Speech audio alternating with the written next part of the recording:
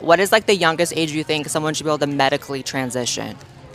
I honestly couldn't tell you. I don't think there's a specific age that anybody just comes into their trans identity. I don't have an age for you. I mean, what do you mean by that? You know, as an AMAB person assigned male at birth, like, what do we go through puberty at, like 13? I think so. I'm like, anytime around that age, I feel like whenever these kids are coming into their own identity, it should be a conversation that we could have and not be so quick to say, oh, nope, they're too young, they don't know what they're talking about. Stop it. Get some help.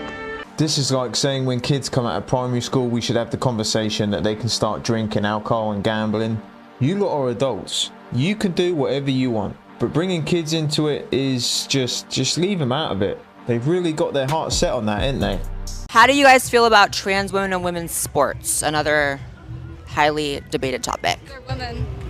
They're women. Let them be in women's sports. It's not like... Even Leah Thomas? Huh? Even Leah Thomas's big ass? I don't know that. I don't know people. Just like... You don't know what you're talking about, do you? We have a school in Montmorency, that has its own quiz club, a primary school, for years 3 to 6. It was signed off by the school's dual principals, and it's facilitated by this lady here, Trish Patsy Monroe. This is her Facebook page, and this is her Instagram, which looks exactly like I thought it would. But she also has a teaching page. Primary school. Look at this. We've got the pronouns in the bio. We've got the rainbow lanyard, the rainbow... Oh, it's just so... Primary school. Let me make something real clear, Trishy. There is no place for an LGBT club in any school. Maybe they should start throwing in some straight clubs in the mix to even out the playing field. But of course they won't do that, will they? I think life, growing up, through school, all that stuff for kids is confusing as it is. And when you throw this stuff in the mix, I mean, most adults don't understand all this. So how the hell are those kids gonna learn all this stuff? You are a self-described feminist. What is a woman? Why do you want to know? I'm infinitely curious. What's a man? You ain't got the answers, man. You ain't got the answers. You're looking at one. So you would describe a man as having short hair, wearing a little popped collar, XY chromosomes. Okay. And why do you think that that's important to you, what a man and a woman is? How does that define your worldview going forward? So do you treat men and women differently? Well, of course we should treat men and women differently, of course. In what way? We should honor and protect women. I want to honor and protect you, man. Okay, great. Do you not like that? Do you not want to be honored and protected? Women are worthy of protection, of course. I think you're also worthy of protection. Don't talk down to yourself like that.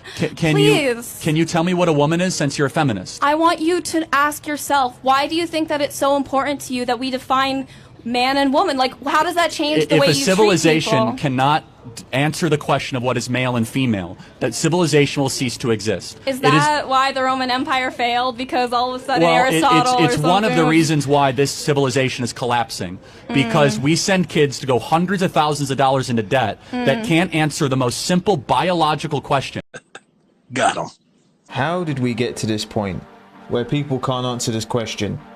And these people are meant to be paying for an education and they can't answer the most simple question. You could ask most 3-4 year-olds out there and they'll easily tell you the answer to that question. I would not want to be on camera saying I don't know what a woman or a bloke is.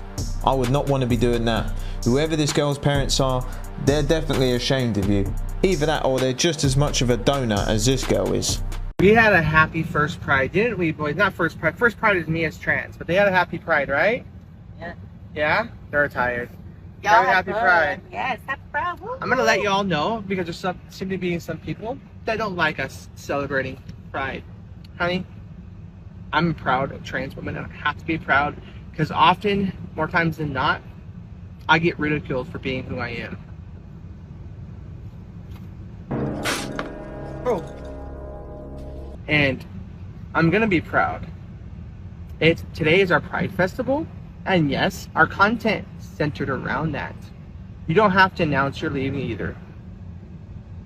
Look at Pete. Trying to show off his Hi, Petey. Yeah. You like that fan? He loves it. So we're gonna be proud and loud. We're gonna take up space. I prefer really not to speak. If I speak, I am in big trouble. In big trouble. When she brought up Christo-fascism. My pronouns are they. What are your pronouns? If you have to ask me that, you need to get eye surgery. What are your Okay, so someone needs to go back to elementary school. Okay, that was rude. And are you multiple people? Are you multiple people? Because they means multiple people. Non-binary. They, them is You also said you're they, singular them. pronoun. They, them. That's non-binary. multiple people. When I say they, I mean a group of people. I'm not going to call you they. Yeah, I never really understood why people call themselves they. Like, that doesn't make sense to me. And these people wouldn't be saying this if social media didn't exist and all these other people were saying it. We wouldn't see it as big as it is today. It's because these people see it online and they normalize it in their own brain and then they start acting like it. Before social media and all this malarkey, no one was walking around saying, I am they, I'm a lamppost, I'm a fighter jet, I'm this, I'm that. None of this happened. What is worth more, art or life?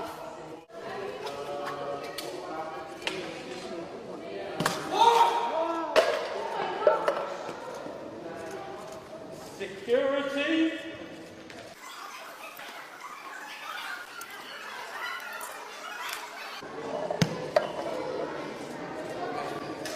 What is worth more, art or life? Is it worth more than food? Worth more than justice? You fucking donkey! This girl was just trying to use brain cells that she hasn't got. Glued her hand to the wall. What if you need to go for a pee? Like, surely there's something you want to do with your life. Not doing this shit. And she's saying life is valuable. She just threw away a whole tin of soup. A trusty soup can, bottom my brand now. I would like to make one thing perfectly clear. We did no damage to the painting whatsoever. I was in court yesterday, heard that there's been minimal damage done to the frame, which is repairable and replaceable, and absolutely no damage done to the painting. It was behind glass and we never ever would have considered doing it if we didn't know that it was behind glass and that we wouldn't do any damage. She's saying this as if it's okay to do that. And these are the same idiots that block roads and there's ambulances trying to get through and they're actually responsible for people dying right there on the road because they're blocking it for hours and hours on end and not letting anyone through. And Katie Hopkins actually interviewed this donut because one of Katie's friends actually passed away from a Just Stop Oil block because they couldn't get through. So yesterday, a lady that was involved in a car crash, actually linked to one of my circle of friends, she died because an ambulance couldn't get through because your protesters, Just Stop Oil, were blocking the road and the ambulance couldn't get through in time. She couldn't get the help she needed and she died. Earlier you said that you are a peaceful protester. My friend is dead. How do you answer that? We have a blue light policy. None of us are buying it. Blue light or not, what if people are trying to get to a dying relative who's in hospital? You ain't gonna let them through, are you? So let's not act like you give a shit about anyone, because you don't. Which means whenever we have roadblocks, as soon as we hear sirens, we see the blue lights, people move out of the way. Even when people are gluing in the road, there's always one lane that is kept clear so that people can move out of the way. And we have never had any complaints from either ambulances, fire brigade or any other emergency services. The video footage exists and the lady can't complain now because she's dead. Let me ask you another question, Phoebe. Let me ask you, what bills do you currently pay? Who pays for your accommodation at university? My student loan. Well, have you ever paid any bills in your lifetime? No. Gotcha.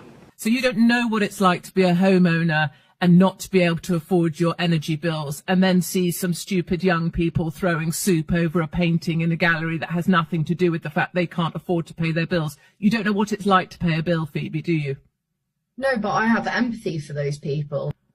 I understand that right now fossil fuels are subsidised 32 times more than renewables, even though renewables are 9 times cheaper. This is what I mean. They're so fixated on their delusional ideology that she's forgetting that at the start of this conversation, she literally said that her friend died because of these lot. She's showing no remorse. She didn't apologise for nothing. She's just carrying on with the same bullshit we see in all the other videos. Man, what cold-hearted people these are.